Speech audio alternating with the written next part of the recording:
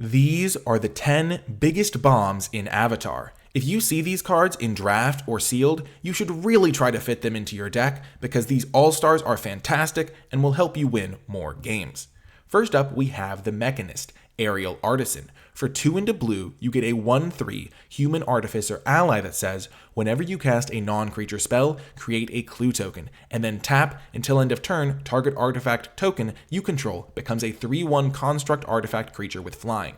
So this is just a card advantage machine. There are tons of non-creature spells you want to be casting, especially in blue, and this card rewards you with a clue every single time you cast one of those. And sometimes when you get a bunch of clues, your opponent can kill you before you are able to fully leverage those clues, but in this case, you can turn those clues into 3/1 creatures that can block. So that's just trading them for board presence instead of having to sacrifice them to get your card advantage. If you're on the front foot, you can also turn those clues into 3/1 attackers, which is really, really nice. And importantly, you can turn a creature into a clue into a creature and then sacrifice it anyway after block. So you can use them for chump sack effects as well if your opponent has like a 4/4 or something like that where they wouldn't be able to trade because sacrificing a clue does not involve tapping the clue. And so the Mechanist is just going to get you tremendous amounts of card advantage if it survives any amount of time. It comes down early in the game, and even if you draw it a little bit later, you just need to draw one or two more non-creature spells to make this card absolutely stellar. This is a really good card and one that you should be prioritizing highly, and if your opponent ever plays this against you, kill it on sight.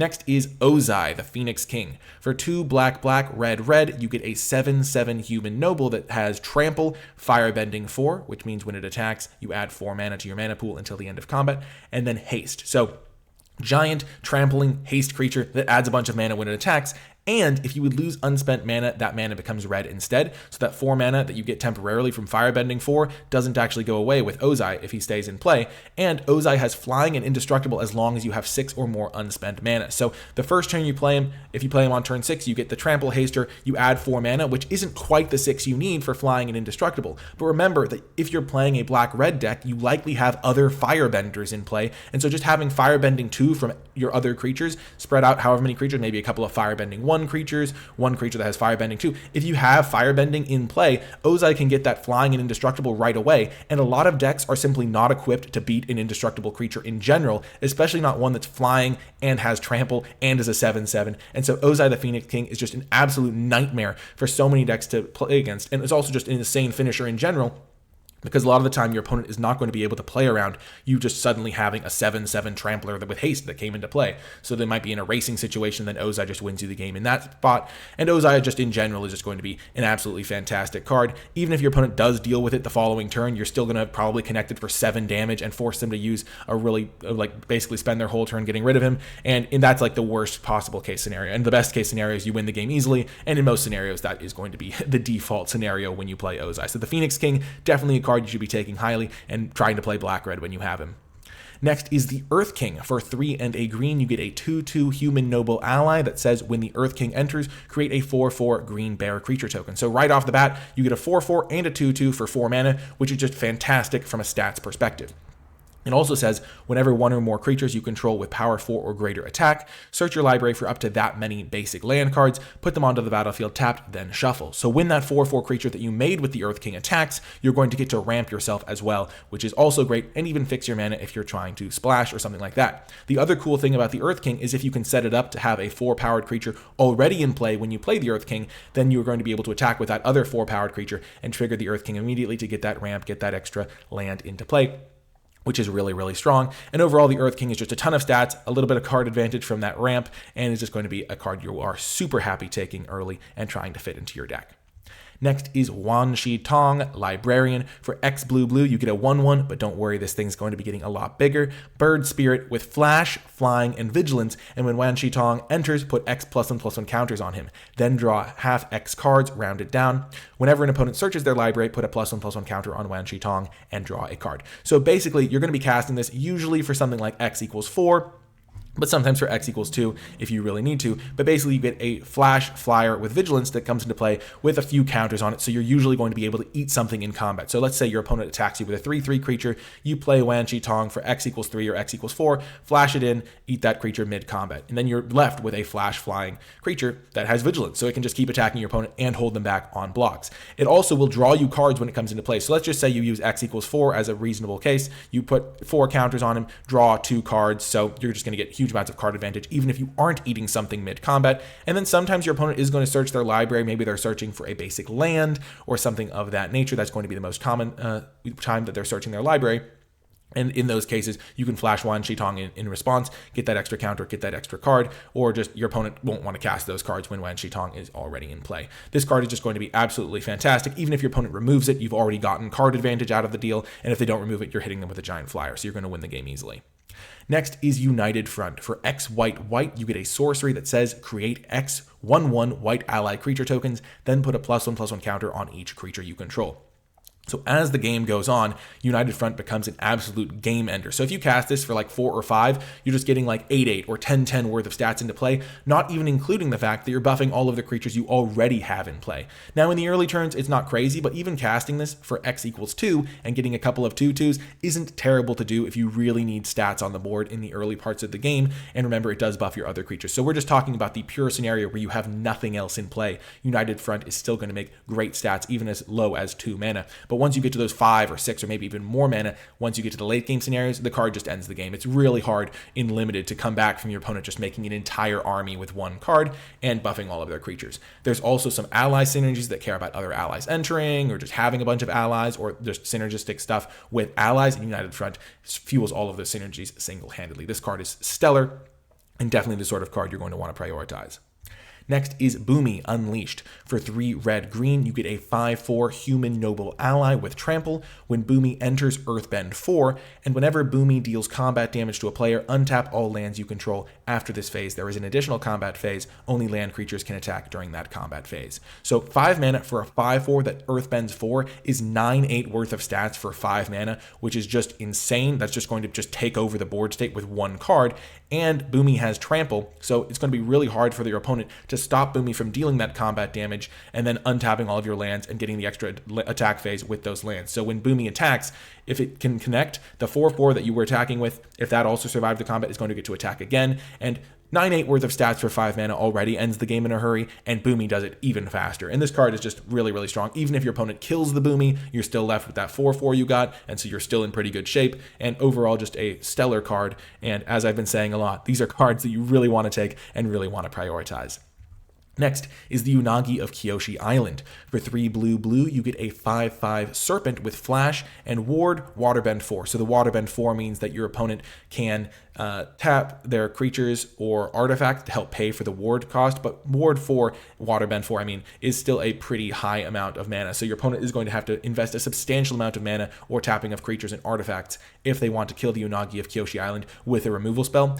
And then whenever an opponent draws their second card each turn, you draw 2 cards. So the main use case of Unagi is your opponent attacks you with like a 3/3 or 4/4, you flash in Unagi, block that creature by surprise, and get a huge victory because you've like killed their biggest creature or one of their biggest creatures and are left with a 5/5. The other way you can use the Unagi is if your opponent is drawing their second card for the turn, which happens frequently against some decks where they have things like clue tokens or card draw spells. Clue tokens in particular are a really nice way to flash in the Unagi when your opponent is sacrificing their first clue token of the turn, and then they draw their second card, you draw 2 cards, you've gotten a huge amount of card advantage in addition to your 5/5 creature that's really hard to deal with via removal. The Unagi is a really powerful card and definitely a card that you are going to be happy taking early and playing blue for. Next is Obsessive Pursuit. For 1 and a black, you get an enchantment that says when this enchantment enters and at the beginning of your upkeep, you lose 1 life and create a clue token. So immediately, tons of card advantage, just getting a clue every turn. Those clues can be used for other sacrifice effects as well that are found in the set. They can also be tapped to help pay for waterbending costs. So those clue tokens have a lot of uses and are really, really strong in this set.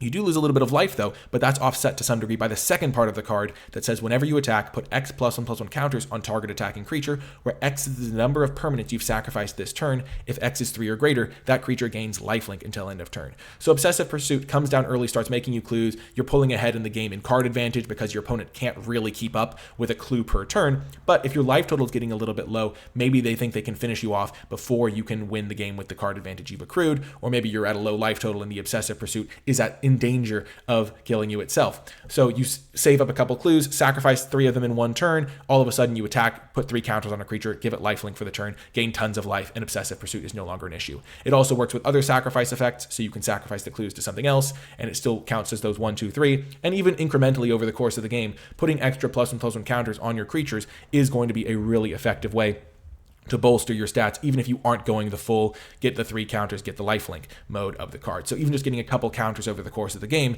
as you sacrifice your clues is really good. And Obsessive Pursuit is a really early card that comes down early because it's so cheap and then absolutely takes over the game. So it's a fantastic one. Next is Ran and Shaw. For 3 red, you get a 4/4 dragon that has flying and firebending too. So 5 mana 4/4 flyer with firebending 2 would already be a good card. That's a good base case.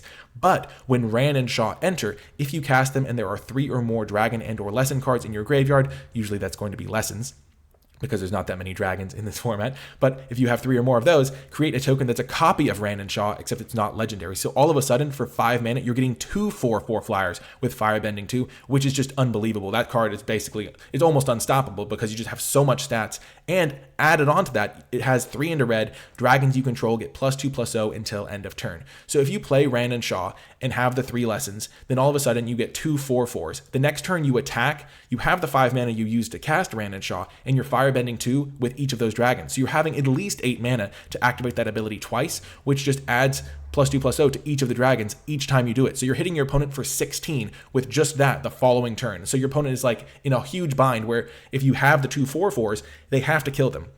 If they don't kill them, they're taking 16, which is almost certainly going to be enough to end the game. And even if they do kill them, you're usually going to end up with at least one of the 4/4s, because having 2 removal spells to kill 5 mana 4/4 flyers is really infrequent. And your opponent is just in a huge deficit no matter what happens. Ran and Shaw is absolutely fantastic. Definitely a card you're going to want to take very highly, and definitely prioritize those lessons once you have Ran and Shaw, because it goes from a solid to good card, like a pretty good card when you have the 5 mana 4/4, to an unbelievably unbeatable card almost when you get the 2 4/4s. So definitely something to prioritize once you have that Ran and Shaw, and sometimes even worth playing a little bit more marginal lesson than maybe you would like, just to help enable the Ran and Shaw.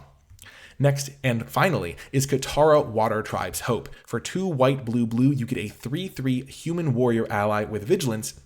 And when Katara enters, you create a 1/1 white ally creature token. So 4/4 worth of stats for 5 mana, not the greatest, but it has water bending X. Creatures you control have base power and toughness XX until end of turn. X can't be 0, activate only during your turn. So the turn after you play Katara, you basically end the game if your opponent hasn't killed the Katara. Because Katara, and if you have any number of creatures, let's just say you have 2 other creatures in play by turn 5, Katara comes into play, all of a sudden you have 4 creatures. The next turn, you can attack and make all of your creatures 6/6s, even if you don't have any other lands, because you can attack with all of your creatures, and then waterbend using the 5 mana you use to cast the Katara, and then tap the Katara during combat to help pay for the waterbend because Katara has vigilance. That is like the bare minimum if you have 2 other creatures. All of a sudden you're attacking your opponent for 24 damage. If you have more creatures in play, it's even scarier. If you hit your land drop for the turn, they're all turning into 7/7s. If you have random clue tokens sitting around in play, they're getting even bigger. Basically, your opponent is going to be on chump block duty for like the rest of the game if Katara survives. And so it's such a,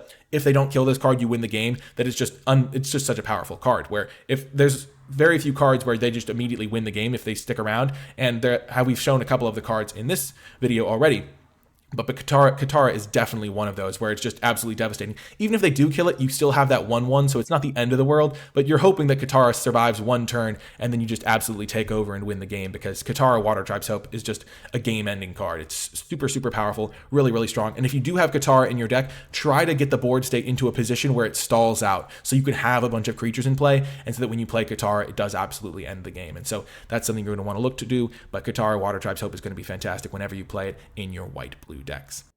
Anyway, that's going to do it for this one. If you made it to the end of the video, leave #TheBest in the comment section down below, because these are the best cards in the set and will help you win more games. I hope you enjoyed it, and I will talk to you next time.